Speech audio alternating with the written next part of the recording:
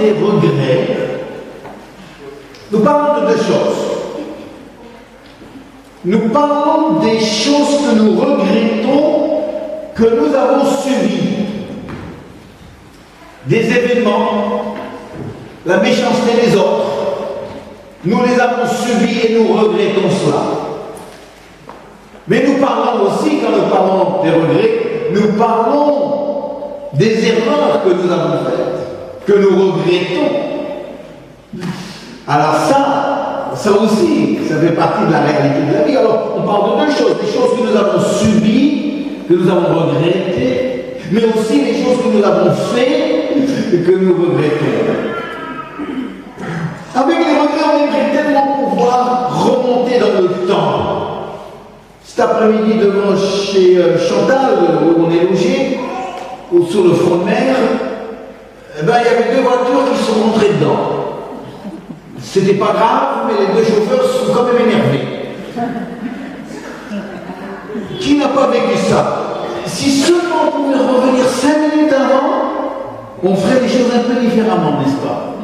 Si seulement on pouvait remonter dans le temps, alors là, on ferait pas comme on a fait. C'est mon sujet ce soir. Comment gérer les regrets que nous pouvons avoir? Alors, il y a une université en Angleterre, je ne sais pas si vous avez entendu parler de l'université de Cambridge. Vous avez entendu parler de ça? C'est quand même une université très célèbre. Eh bien, les étudiants ont décidé de faire une enquête sur les regrets que les gens ont dans leur vie. Alors, ils ont demandé à tous les étudiants, mais aussi au personnel administratif et au personnel enseignant, d'envoyer anonymement leurs regrets. Ah, les résultats sont très intéressants. Alors, certains ont répondu avec une plaisanterie. Il y en a un qui a répondu: moi, mon grand regret dans la vie, c'est de devoir me lever tous les matins.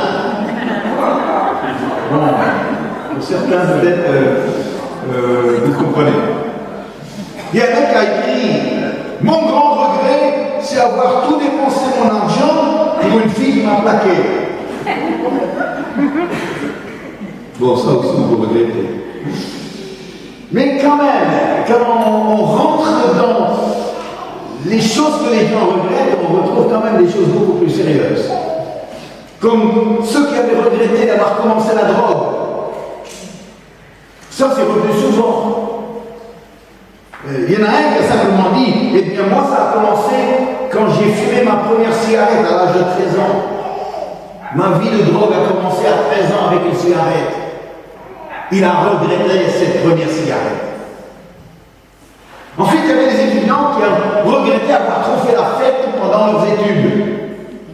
Parce qu'à la fin de l'année, ils étaient en situation d'échec. Ah, les années d'étudiants sont sympas. On peut fêter, sauf qu'à la fin de l'année, on va payer la fête. Mais ce qui est revenu souvent, c'est le physique des gens. Vous savez que les gens regrettent beaucoup leur physique. Ah oui, oui. Alors plus je regrettais le fait qu'ils étaient de petite taille. Les hommes préfèrent être des grands que des petits.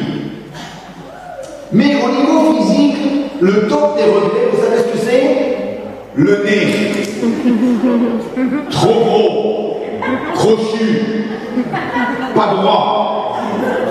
Ah oui, oui, les gens sont vraiment complexes par rapport à ça. C'est un point très sensible. Moi, j'ai connu un jeune homme en Australie qui était vraiment complexé par rapport à son nez. Souvent, c'est les femmes qui sont complexées par rapport à leur nez. Mais lui, c'était son truc. Il avait un petit boulot, il ne gagnait pas beaucoup, mais chaque mois, il mettait de côté de l'argent pour se faire une opération chirurgicale sur son nez, pour se donner un nouveau nez.